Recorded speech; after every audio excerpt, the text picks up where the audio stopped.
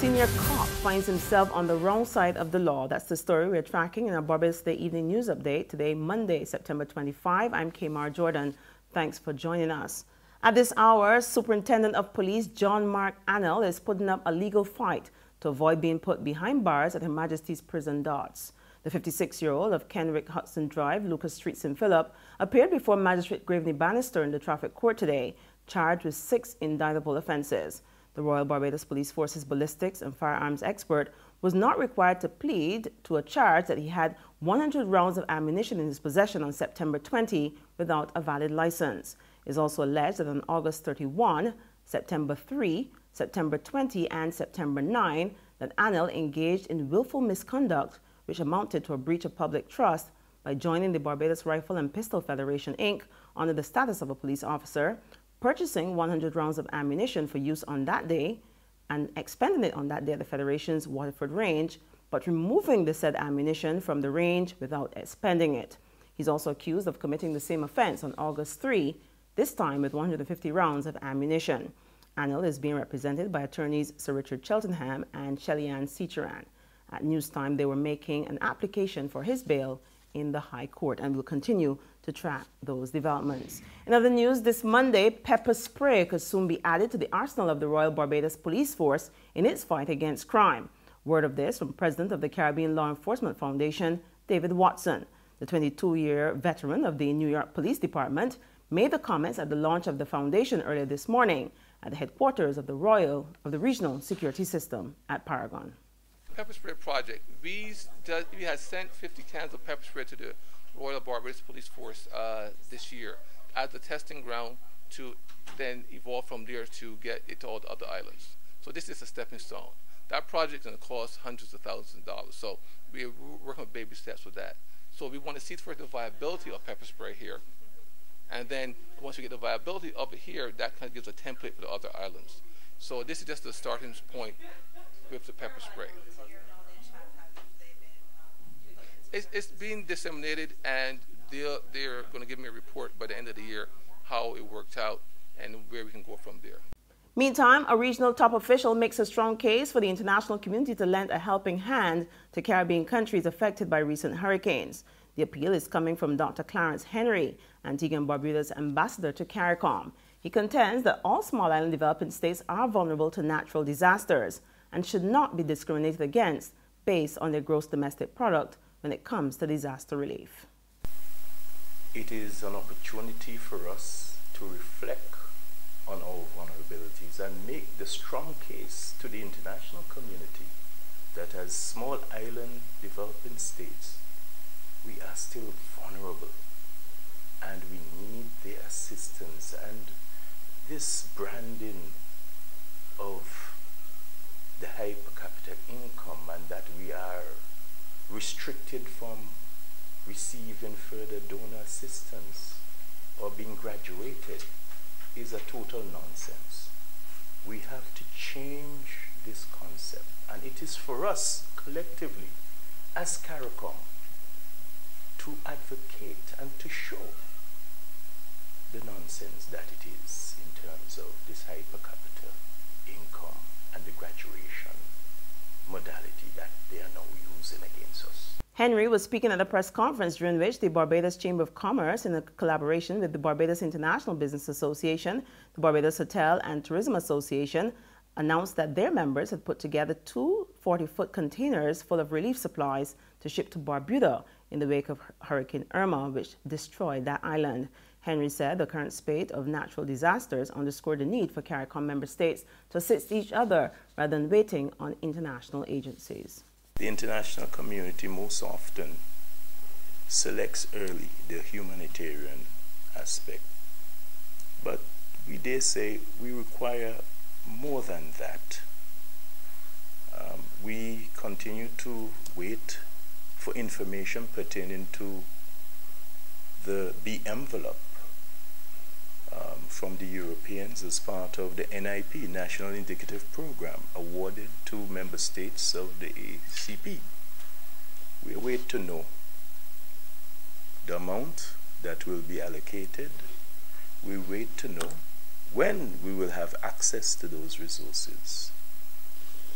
So the whole concept there is a time factor. The action, I believe, which is of critical importance is that of our brothers and sisters from here in the region. That is what CARICOM is all about.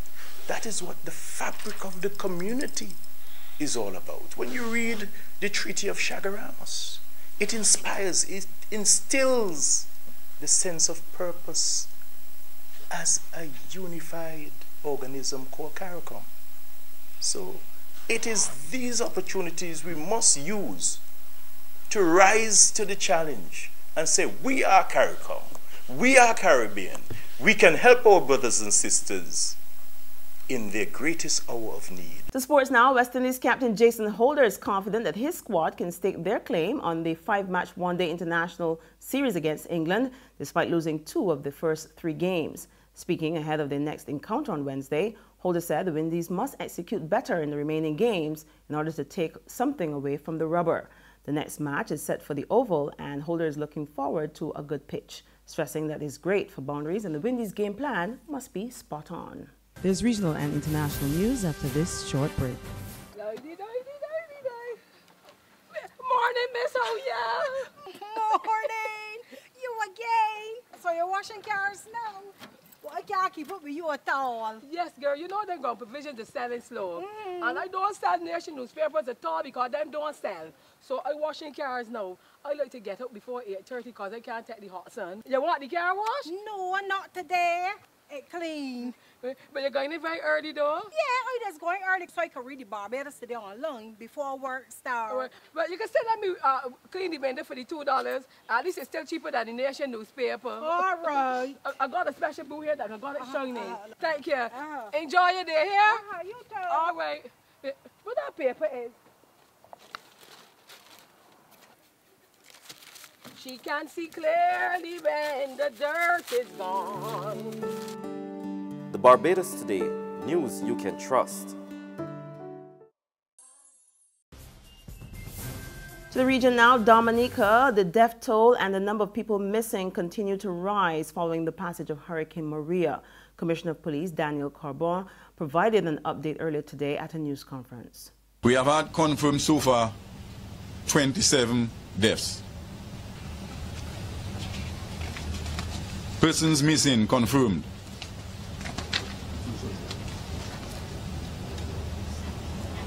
"27 persons confirmed missing. And we also have an additional unconfirmed reports of 18 persons missing. On behalf of the Colonel for Dominica Police Force, I would like to express my deepest condolences to the persons and families who lost their loved ones during the passage of Hurricane Maria. Meantime, the crime chief is assuring that the police have brought the recent spate of lootings in the capital, Roseau and Portsmouth, under control with the help of security personnel from Barbados, St. Lucia, Antigua, and the regional security system. We have had 40 arrests in criminal matters, and we have had 86 arrests in violation of the curfew. I must tell you also that overnight, we've had a breakout at the prison of 4 prison officers. 3 of them were on remand. Prisoners, sorry. 3 of them were on remand and 1 was serving a term. We have captured 2 so far. They were encountered last night. 2 of them were shot, and they are now undergoing treatment at the Princess Margaret Hospital. 1 of them, which was of very concern to us, was on a murder charge on remand, but is now nursing his injury at the Princess Margaret Hospital. Yesterday, we had an incident where somebody tried to loot J.R. Stephens and Company Limited on King Rufus Street, the supermarket. That person was encountered by the police, and he was also shot because he was armed with a weapon. He too is undergoing treatment at the Princess Margaret Hospital. And so, as the Prime Minister earlier stated, that really and truly the police force was very challenged, both as it relates to search and recovery and dealing with the massive looting But we now have situation under control. We have our regional forces here, and they are assisting us very well in that regard. On the international scene, ex-New York Congressman Anthony Weir burst into tears as he was sentenced to 21 months in jail for sending sexually explicit messages to an underage girl. He pleaded guilty in May to transferring obscene material to a minor and agreed not to appeal against a prison sentence of 27 months or less. 53-year-old Weiner quit Congress in 2011 over a sex scandal and was again exposed in 2013 in his run for New York mayor. His lawyers had asked a U.S. district judge for probation instead of jail. But in sentencing Weiner, U.S. District Judge Denise Cote said this is a serious crime and this deserves serious punishment. And on that note, we end our evening news update, but there's always more online at www.barbadostoday.bb. Remember, you can also subscribe to our e-paper email updates, or you can like us on Facebook. And of course, if you're moving around Barbados today this evening, you can check us out on Izumi Media in bus terminals or Screenplay in a supermarket or a gas station near you. Also, you can tune in to Mix 96.9 FM for all the very latest news and sports. I'm Kmar Jordan. Do have a peaceful night and be sure to join us first thing tomorrow morning at 7 a.m. for our next update.